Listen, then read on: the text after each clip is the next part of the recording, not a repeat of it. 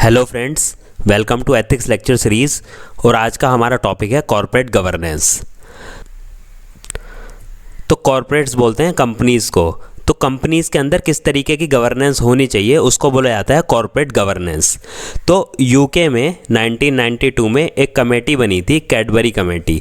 तो इस Cadbury committee ने कॉर्पोरेट गवर्नेंस की डेफिनेशन दी थी और कॉर्पोरेट गवर्नेंस किस तरीके की होनी चाहिए उसके बारे में बताया था। तो कैडबरी कमेटी के हिसाब से कॉर्पोरेट गवर्नेंस की डेफिनेशन है standards of structure and behaviour reflected by a company.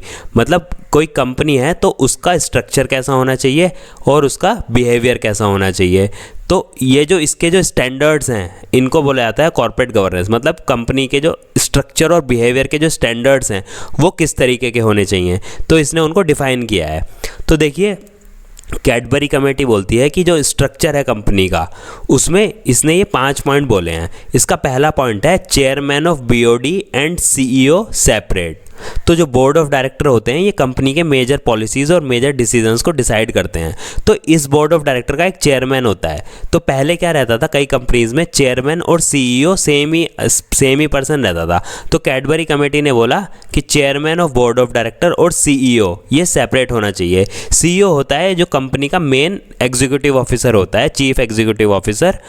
और ये क्या करता है, ये कंपनीज के जो डेली के जो रूटीन वर्क्स हैं ना वो किस तरीके से एग्जीक्यूट होने चाहिए, तो वो सीईओ ये देखता है। और जो पॉलिसी डिसीजंस हैं वो चेयरमैन देखते हैं। दूसरा इसने बोला कंपनीज के अंदर इंडिपेंडेंट डायरेक्टर्स होने चाहिए, है ना। इंडिपेंडेंट डायरेक्टर्स होने चाहिए। अब इंडिपेंडेंट डायरेक्टर्स क्या होते हैं? इंडिपेंडेंट डायरेक्टर्स वो डायरेक्टर होते हैं जिनका कंपनी के अंदर कोई शेयर नहीं होता, कोई शेयर होल्डिंग नहीं होती। क्योंकि जिनका कंपनी के अंदर शेयर होल्डिंग होगी ना वो माइनॉरिटी शेयर होल्डर्स के बारे में नहीं सोचेंगे। मान लीजिए कि किसी कंपनी के बोर्ड ऑफ डायरेक्टर में सिर्फ वही लोग हैं जिनके शेयर बहुत ज़्यादा हैं, मान लीजिए 30%, 40%। तो वो क्या करेंगे, वो अपने फ़ायदे के बारे में सोच सकते हैं, है ना। तो वो सारे डिसीजन सिर्फ अपने फ़ायदे के बारे में लेंगे। जो छोटे इन्वेस्टर्स हैं, जैसे मान लीजिए कोई रिटेल इन्वेस्टर्स हैं, तो उनके बारे में नहीं सोचेंगे। तो रिटेल इन्वेस्टर्स का ध्यान रखने के लिए कैडबरी कमेटी ने बोला कि बोर्ड ऑफ डायरेक्टर के अंदर इंडिपेंडेंट डायरेक्टर्स होने चाहिए। जो इसका तीसरा पॉइंट है वो है वुमेन डायरेक्टर्स, है ना। कंपनी के अंदर वुमेन डायरेक्टर्स होने चाहिए ताकि जो वुमेन से रिलेटेड जो इश्यूज़ हैं उनको अच्छे से हैंडल किया जा सके। चौथा, अकाउंट्स, कंपनीज के अकाउंट्स अच्छे से मैनेज होने चाहिए और इनका ऑडिटिंग होना चाहिए कंपनी का, ठीक है। ऑडिट किस सेंस में होना चाहिए? ऑडिट डिफरेंट टाइप्स के होते हैं। परफॉर्मेंस ऑडिट हो गया, उसके अकाउंट्स का ऑडिट हो गया, है ना। प्रॉप्राइटरी ऑडिट हो गया, डिफरेंट ऑडिट्स हैं। तो ये टाइम टू टाइम कंडक्ट होने चाहिए कंपनी के अंदर ऑडिट्स जो हैं। अब देखिए कंपनी का बिहेवियर किस तरीके का होना चाहिए। कैडबरी कमेटी के हिसाब से उन्होंने बोला कंपनी के अंदर होनी चाहिए accountability, transparency, good management culture, है ना। अब देखिए अकाउंटेबिलिटी, ट्रांसपेरेंसी कंपनी कैसे उसके बिहेवियर में रिफ्लेक्ट होती है। जो कंपनीज की सपोज कीजिए उनके बोर्ड ऑफ डायरेक्टर की जो मीटिंग्स हो रही हैं, है ना, तो उसके जो MOM है, मिनट्स ऑफ मीटिंग, वो अवेलेबल होंगे शेयर होल्डर्स को, है ना। वो अवेलेबल होंगे शेयर होल्डर्स को। और ऐसा भी हो सकता है कि जो उसकी जो वीडियो, मतलब उसकी जो कॉन्फ्रेंस है उसमें वो पार्टिसिपेट भी कर सकें, वो देख सकें कि उसमें क्या क्या चल रहा है, उसका मतलब उनकी जो बोर्ड ऑफ डायरेक्टर की मीटिंग्स में क्या क्या चल रहा है, ठीक है। गुड मैनेजमेंट कल्चर होनी चाहिए। गुड मैनेजमेंट कल्चर मतलब कंपनीज को एम्प्लॉय फ्रेंडली पॉलिसीज़ रखनी चाहिए। ऐसा नहीं कि मतलब कोई एक टॉक्सिक वर्क कल्चर है जिसमें एम्प्लॉयज़ परेशान है, ऐसा नहीं होना चाहिए। एम्प्लॉयज़ को इंसेंटिव्स देने चाहिए अच्छे काम करने के लिए। एक अच्छा कल्चर होना चाहिए मैनेजमेंट का। अब एम ऑफ कॉर्पोरेट गवर्नेंस क्या है, मतलब कॉर्पोरेट गवर्नेंस से किसका फ़ायदा है और कॉर्पोरेट गवर्नेंस क्यों होनी चाहिए, ठीक है। तो कॉर्पोरेट गवर्नेंस का जो इमीडिएट एम है वो है to protect the interest of all stakeholders और मेनली माइनॉरिटी शेयर होल्डर्स। मतलब कंपनी के अंदर डिफरेंट स्टेक होल्डर्स होते हैं। कंपनी के जो शेयर होल्डर्स हैं वो स्टेक होल्डर्स हैं, कंपनी के साथ जो बिजनेस कर रहे हैं वो भी स्टेक होल्डर्स हैं, कंपनी के कस्टमर्स, कंपनी के एम्प्लॉयज़, वो सब कंपनी में स्टेक होल्डर हैं। तो एम ऑफ कॉर्पोरेट गवर्नेंस है उन सब स्टेक होल्डर्स के इंटरेस्ट को प्रोटेक्ट करना। और इसमें भी मेनली माइनॉरिटी शेयर होल्डर्स, जो माइनॉरिटी शेयर होल्डर्स हैं ना, उन मतलब डिसीजंस कंपनी को हिसाब से लेने चाहिए कि माइनॉरिटी शेयर होल्डर्स का नुकसान ना हो, ठीक है।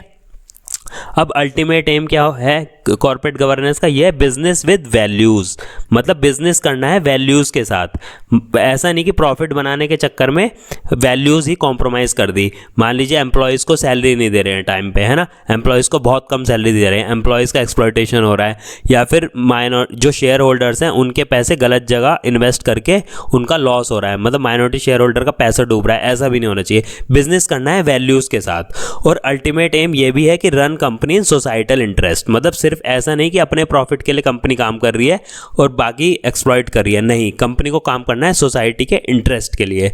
तो ये इमीडिएट एम हो गए और अल्टीमेट एम हो गए कॉर्पोरेट गवर्नेंस के। अब देखिए evolution of corporate governance in India. अब कॉर्पोरेट गवर्नेंस का इंडिया में कैसे इवोल्यूशन हुआ है? एक तो है कंपनीज एक्ट 2013, है ना। कंपनीज एक्ट 2013 ने ना ये सब चीज़ें डिफाइन की हैं जो कैडबरी कमेटी ने दी थी। कंपनीज एक्ट 2013 जैसे बोलता है कि 1/3 इंडिपेंडेंट डायरेक्टर्स होने चाहिए बोर्ड ऑफ डायरेक्टर में, ठीक है, 1/3 इंडिपेंडेंट डायरेक्टर्स होने चाहिए बोर्ड ऑफ डायरेक्टर में, है ना, इंडिपेंडेंट डायरेक्टर्स। दूसरा ये बोलता है कि एक वुमेन डायरेक्टर जरूर होना चाहिए बोर्ड ऑफ डायरेक्टर में, है ना, 1 वुमेन डायरेक्टर जरूर होना चाहिए बोर्ड ऑफ डायरेक्टर में। तो और भी इसने बहुत सारी चीज़ें कॉर्पोरेट गवर्नेंस के लिए डिफाइन की हैं। ये 2 मैं आपको एग्जांपल के तौर पे बता रहा हूँ, ठीक है। इसके बाद एक बनी उदय कोटक कमेटी। उदय कोटक कमेटी बनी इंडिया में। इसने भी बहुत सारे रिकमेंडेशंस दिए हैं कॉर्पोरेट गवर्नेंस के लिए, ठीक है। तो हमें मेजर बस ये याद करना है कि उदय कोटक कमेटी बनी थी कॉर्पोरेट गवर्नेंस के लिए और कंपनीज एक्ट था 2013। और इनमें मेनली वही बातें हैं जो कैडबरी कमेटी में मैं आपको बता चुका हूँ। अब पढ़ेंगे limitations of Indian corporate governance. तो इंडियन कॉर्पोरेट गवर्नेंस की क्या क्या लिमिटेशंस हैं? तो इसका पहला पॉइंट है बीओडी नॉट एम्पावर्ड, मतलब जो बोर्ड ऑफ डायरेक्टर है उसके पास बहुत ज़्यादा पावर्स नहीं है ना। बोर्ड ऑफ डायरेक्टर का काम है पॉलिसीज़ बनाना और उसमें यदि इंडिपेंडेंट डायरेक्टर्स रहेंगे तो वो हर किसी के फेवर में पॉलिसी बनाएंगे। बट जब बोर्ड ऑफ डायरेक्टर के पास ज़्यादा पावर ही नहीं रहेगी तो वो बहुत ज़्यादा एम्पावर्ड नहीं होगा। बहुत ज़्यादा एम्पावर्ड नहीं होगा तो बहुत ज़्यादा वेलफेयर पॉलिसीज़ वो सबके लिए नहीं बना पाएगा, सारे स्टेक होल्डर्स के लिए। दूसरा है family dominated board of director, मतलब जो बोर्ड ऑफ डायरेक्टर होगा उसमें मेनली क्या होगा, जो ओनर होगा उसी के फैमिली के लोग होंगे। मतलब सपोज कोई पर्सन है वो उस बोर्ड ऑफ डायरेक्टर में है, उसकी वाइफ है वो बोर्ड ऑफ डायरेक्टर में है, उसके बच्चे हैं वो बोर्ड ऑफ डायरेक्टर में है, तो family dominated board of director हो गया ये। अगला है lack of transparent work culture, मतलब ट्रांसपेरेंट वर्क कल्चर मिसिंग है बहुत सारी कंपनीज़ में। जो डिसीजंस लिए जा रहे हैं वो ओपेक हैं, वो सबको पता नहीं चल पा रहे, सारे शेयर होल्डर्स को पता नहीं चल पा रहे हैं, वर्क कल्चर ट्रांसपेरेंट नहीं है, ठीक। अगला है लैक ऑफ रोल मॉडल्स, मतलब कंपनीज़ के बहुत ज़्यादा रोल मॉडल्स नहीं हैं कंपनीज़ के अंदर कि किस तरीके से हमें काम करना चाहिए। उनके जो एम्प्लॉयज़ हैं उनके लिए रोल मॉडल्स नहीं है कि इस एम्प्लॉयज़ की तरह काम करना है, उनके लिए उतने अच्छे इंसेंटिव्स नहीं हैं। अब कॉर्पोरेट फेलियर्स, इंडिया में कई सारे कॉर्पोरेट फेलियर्स भी हुए हैं, जैसे कि सत्यम स्कैम हुआ था, हर्षद मेहता स्कैम हुआ था, केतन पारिक स्कैम हुआ था, है ना, हर्षद मेहता स्कैम हुआ था, केतन पारिक स्कैम हुआ था और चंदा कोचर ICICI स्कैम हुआ। तो इंडिया में बहुत सारे स्कैम्स भी हुए हैं जो ये दिखाते हैं कि इंडिया में कॉर्पोरेट गवर्नेंस अभी उतनी बेहतर नहीं है जितनी बाहर की कंट्रीज़ में है, और इंडिया में कॉर्पोरेट गवर्नेंस को और बेहतर होने की ज़रूरत है और उसमें अभी काफ़ी सारी कमियां हैं। अब अगला टॉपिक है एथिक्स इन बिजनेस। अभी हमने पढ़ा था कॉर्पोरेट गवर्नेंस कि इसका स्ट्रक्चर कैसा होना चाहिए कंपनी का और कंपनी का बिहेवियर कैसा होना चाहिए। तो जो एथिक्स इन बिजनेस है ना, ये मेनली डील करता है बिहेवियरल एस्पेक्ट, है ना, जो बिहेवियरल एस्पेक्ट है मेनली उस पे डील करता है एथिक्स इन बिजनेस। तो जो ये एथिक्स इन बिजनेस है ना, ये it evolve earlier than corporate governance. ये कॉर्पोरेट गवर्नेंस से पहले ही इवॉल्व हो गया, भले से ये उसका एक सब पार्ट है ना, ये सिर्फ बिहेवियरल एस्पेक्ट से डील करता है। और एथिक्स इन बिजनेस क्या कहता है कि मतलब जो वैल्यूज़ होनी चाहिए बिजनेस में, जैसे कि ट्रांसपेरेंसी होनी चाहिए, अकाउंटेबिलिटी होनी चाहिए, वर्क कल्चर, एक बहुत अच्छा वर्क कल्चर होना चाहिए। तो ये सब है एथिक्स इन बिजनेस, है ना। ये सोसाइटी के इंटरेस्ट में काम करना चाहिए, ऐसा नहीं हो कि सिर्फ अपने प्रॉफिट पे ध्यान दे रहा है। अब एथिक्स इन बिजनेस के कुछ अच्छे एग्जांपल्स इंडिया में देखते हैं, जैसे कि इंडिया में फेमस हैं बिरलास, टाटाज, इन्फोसिस। ये कुछ कंपनीज हैं जो इंडिया में एथिक्स इन बिजनेस के लिए जानी जाती हैं। क्यों जानी जाती हैं ये? इन्होंने ये प्रमोट करते हैं प्रमोशन ऑफ ह्यूमन वैल्यूज़, है ना, सोशल सर्विस, मतलब ये ह्यूमन वैल्यूज़ को प्रमोट करती हैं। ये अपने एम्प्लॉयज़ को काफ़ी अच्छी सैलरी देती है, अपने एम्प्लॉयज़ की रेस्पेक्ट करती हैं। अपने एम्प्लॉयज़ की ग्रोथ में ये काफ़ी अहम रोल प्ले करती हैं। ठीक है, सोशल सर्विस मतलब सिर्फ ऐसा नहीं कि अपने प्रॉफिट मेकिंग पे इनका फोकस है, इनका सोशल सर्विस में भी काफ़ी योगदान रहता है। फॉर एग्जांपल जैसे CSR है ना, CSR को अच्छे से अगर ये फॉलो करें, कॉर्पोरेट सोशल रिस्पॉन्सिबिलिटीज़ को, तो अच्छे तरीके से सोशल सर्विस कर सकते हैं। तो ये कुछ कंपनीज जानी जाती हैं इंडिया में एथिक्स इन बिजनेस के लिए। अब ये जो डायग्राम है ना, ये दिखा रहा है कि कॉर्पोरेट गवर्नेंस क्या होता है और एथिक्स इन बिजनेस। अब कॉर्पोरेट गवर्नेंस तो मैंने आपको बताया था बिहेवियरल भी एस्पेक्ट भी बताता है और स्ट्रक्चरल एस्पेक्ट भी बताता है कंपनी का, लेकिन एथिक्स इन बिजनेस क्या बताता है? ये बताता है सिर्फ बिहेवियरल एस्पेक्ट। तो ये एक सब पार्ट है कॉर्पोरेट गवर्नेंस का, तो इस डायग्राम के थ्रू हम इसे समझ सकते हैं। अब अगला टॉपिक है कंपैशनेट कैपिटलिज्म, कि कंपैशनेट कैपिटलिज्म क्या होता है। ठीक है, ये जो कीवर्ड्स हैं ना, ये बहुत इंपॉर्टेंट है, आंसर्स में बहुत काम आते हैं। Compassionate capitalism, corporate governance, ethics in business, ये सिलेबस में ऐसे ही लिखे हुए हैं, है ना, और ये आंसर में भी हमें ऐसे ऐसे कीवर्ड्स को यूज़ करना है। तो अब ये किसने एडवोकेट किया था कंपैशनेट कैपिटलिज्म? ये एडवोकेट किया था नारायण मूर्ति जी ने, इन्फोसिस के को फाउंडर हैं ये। ठीक है, अब कंपैशनेट कैपिटलिज्म क्या कहता है? कंपैशनेट कैपिटलिज्म कहता है कि लेस रेम्युनरेशन गैप, मतलब जो एम्प्लॉयज़ है ना, उनकी सैलरी में लेस रेम्युनरेशन गैप होना चाहिए। मतलब ऐसा नहीं होना चाहिए कि जो टॉप लेवल पे एम्प्लॉयज़ हैं उनकी सैलरी बहुत ज़्यादा है और जो जूनियर लेवल पे एम्प्लॉयज़ हैं उनकी सैलरी बहुत कम है, ऐसा नहीं होना चाहिए। कंपैशनेट कैपिटलिज्म कहता है कि सैलरी में ज़्यादा गैप नहीं होना चाहिए।